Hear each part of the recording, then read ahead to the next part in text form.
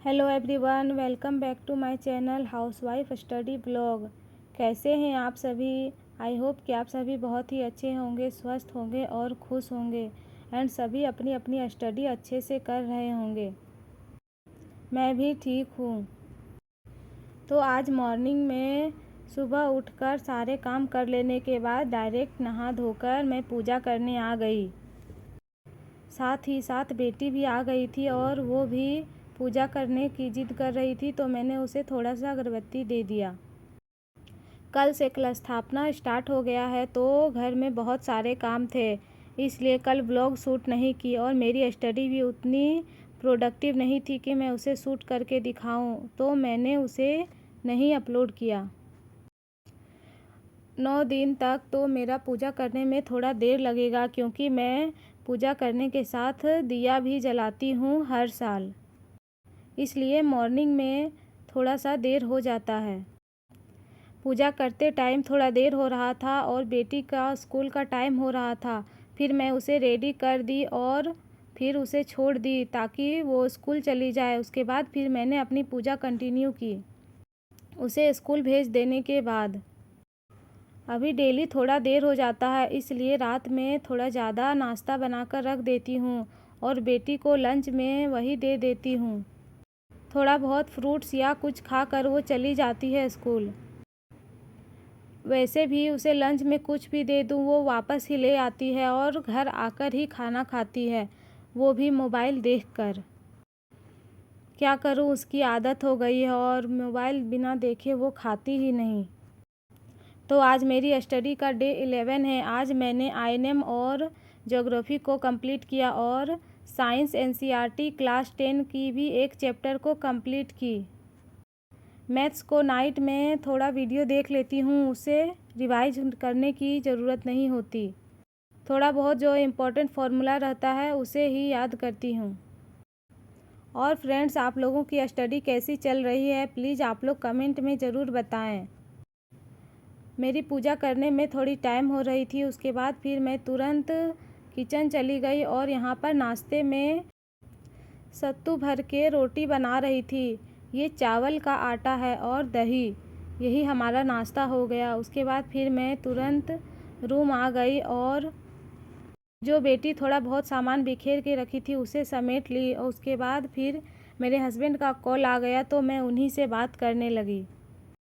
थोड़ी देर बात की, उसके बाद फिर मैं अपनी स्टडी के लिए बैठ गई।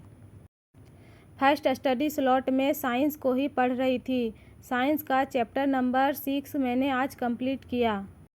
जीव जनन कैसे करते हैं, ये है चैप्टर का नाम। पहले मैं DK गुप्ता सर की वीडियो से साइंस कंप्लीट कर रही थी, बट अभी वो सर नहीं पढ़ाए थे, तो फिर मैं दूसरी वीडियो से देखी और उसमें भी NCERT को line by line he complete कराया गया है, तो फिर वो भी अच्छा ही लगा देखने में। वैसे भी DK गुप्ता सर थोड़ी थोड़ी स्किप कर देते हैं टॉपिक, वो सब इम्पोर्टेंट नहीं रहता है इसलिए। लेकिन मैंने जो आज वीडियो देखी वो 2.5 घंटे की थी, उसमें लाइन बाय लाइन NCERT को कंप्लीट कराया गया था। उसी को आज मैं कंप्लीट कर ली। अभी बेटी स्कूल में थी तो अच्छे से टाइम मिल गया और ज़्यादा डिस्टरबेंस भी नहीं हुआ, तो मेरा चैप्टर अच्छे से कंप्लीट हो गया। ये बुक थोड़ी पुरानी है, क्योंकि जब मैं स्टडी करती थी तब की ये बुक है। इसे मैं अपने मायके से ले आई थी, बट 9 क्लास की बुक मेरे पास नहीं है, इसलिए वो बुक अभी छोड़ दी हूँ। वैसे भी उसे भी पढ़ना है, पता नहीं बुक मिलेगा या फिर नोट्स से ही पढ़ना पड़ेगा। मार्केट से तो ले सकती हूँ, बट इतने सारे बुक है घर में कि और कभी लेने का मन नहीं करता। हाल फिलहाल NCERT सार संग्रह को भी परचेज कर ले आई, लेकिन वो तो अभी पढ़ाई कर ही रही हूँ, इसलिए उसका मलाल नहीं है। बाकी इतने सारे बुक्स पहले से अवेलेबल हैं कि उसे एक बार स्टडी भी नहीं की और सारे जमा हो गए हैं। मैं जब भी स्टडी करने बैठती हूँ अपना गोल को सामने रखती हूँ, लगता है कि यही मोटिवेशन है। मेरे अंदर तो बहुत सारे मोटिवेशन भरे हुए हैं, बट वो पढ़ाई में नहीं निकल पाते क्योंकि शरीर ही साथ नहीं देता। इतनी थकावट हो जाती है दिन भर की चाह कर भी और स्टडी नहीं हो पाती। फिर भी 5 आवर्स की स्टडी करने की पूरी कोशिश करती हूँ डेली। अदर व्लॉग को मैं फॉलो करती हूँ, उन्हें देखकर भी मुझे मोटिवेशन मिलता है कि जब वो लोग इतनी परेशानी और इतने काम करने के बाद स्टडी कर ले रहे हैं तो फिर मैं क्यों नहीं कर सकती। और सबके बच्चे भी हैं। इधर मैं साइंस एनसीईआरटी कंप्लीट कर रही थी, फिर थोड़ा बारिश का मौसम बना रहा था तो फिर मुझे छत से कपड़े लाने थे। फिर मैं जल्दी से कपड़े ले आई और फिर खाना पीना बनाकर खा ली और सारे काम कर लेने के बाद थोड़ी देर रेस्ट कर ली। फिर मैं आईएनएम और ज्योग्राफी को पढ़ने के लिए बैठ गई। आईएनएम में किसान और नागरिक विद्रोह को कंप्लीट की। इसमें तो बहुत सारे डेट दिए हुए हैं और बहुत सारी ईस्वी भी दी हुई थी। कुछ याद नहीं हो रहा था, बट मैंने एक बार उसे रीड कर लिया।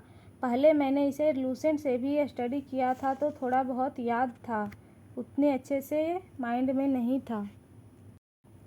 किसान विद्रोह और किसान आंदोलन 2 पेज में अलग अलग दिए हुए हैं, तो आज तो किसान विद्रोह या नागरिक विद्रोह को कंप्लीट की। और ज्योग्राफी में तो भारत की मृदा के बारे में दिया हुआ था कि कितने प्रकार की मिट्टी पाई जाती है भारत में। इसमें तो 8 टाइप्स की मिट्टी का वर्णन है और कौन सी मिट्टी का कितना पीएच मान होता है ये सब दिया हुआ है। एक एक पेज करके पढ़ती हूँ तो उतना बर्डन नहीं होता और अच्छे से रीड भी हो जा रहा है। वैसे लगातार सोचूंगी तो फिर वो कभी कंप्लीट नहीं होगा। फिर मैं एनसीईआरटी साइंस को ही बैठी पढ़ने के लिए, क्योंकि 2.5 घंटे की वीडियो थी और सुबह मेरी कंप्लीट नहीं हो पाई थी। बारिश आ गई थी और फिर बेटी भी स्कूल से आ गई थी, फिर उसे सब कुछ कराना तो फिर टाइम नहीं मिल पाया। इसलिए पहले आईएनएम और ज्योग्राफी को पढ़ ली, उसके बाद फिर टाइम मिला तो एनसीईआरटी साइंस को पूरा कंप्लीट की। 2.5 घंटे की वीडियो थी इसलिए थोड़ा टाइम लग गया। और आप लोगों से एक बात कहनी थी फ्रेंड्स, अगर आप लोगों को मेरा व्लॉग अच्छा लगता है और इससे ज़रा भी मोटिवेशन मिलता है तो प्लीज़ मेरे चैनल को लाइक, सब्सक्राइब और कमेंट ज़रूर करें। मैं आपके सारे कमेंट रीड करती हूँ और उससे मुझे भी मोटिवेशन मिलता है।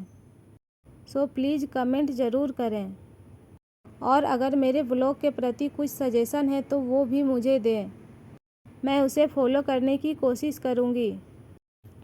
वैसे भी मेरा अभी ज़्यादा टाइम नहीं हुआ है व्लॉगिंग स्टार्ट करने में, इसलिए मैं अभी फेस कैमरा वीडियो नहीं बना पाती। अभी मैं उतना कंफर्टेबल नहीं हूँ, बट धीरे धीरे जब सब कुछ सही डायरेक्शन में चलने लगेगा तो फिर मैं फेस कैमरा भी वीडियो बना लूँगी।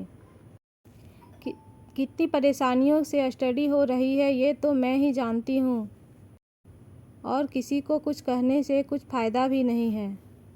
जो करना है खुद करना है। फिर इवनिंग में थोड़ी देर स्टडी करने के बाद बेटी को छत जाने का मन था तो मैं भी चली गई और थोड़ी देर वॉकिंग कर ली। के लिए बस इतना ही। Please support and subscribe me.